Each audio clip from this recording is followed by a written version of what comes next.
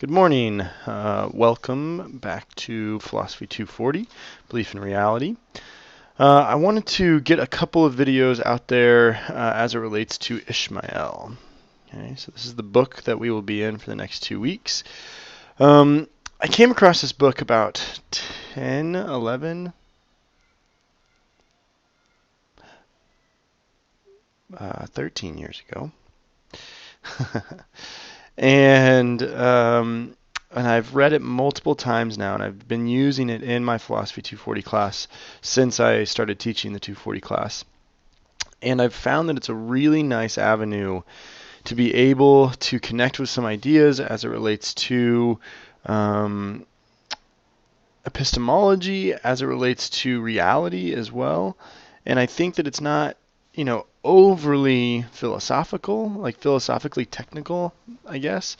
Because it, after all, is a novel. It is a piece of fiction, and if you haven't started it, you will find that out pretty quickly. And I think that it will allow us to hopefully have a really nice basis for some discussions and for some generating of thoughts as it relates to kind of going forward in this course. So Ishmael, it was first published in 1990-91, written by Daniel Quinn. And there's two primary characters here. One of the characters is Ishmael, which you will find out what Ishmael is pretty quickly once you start reading.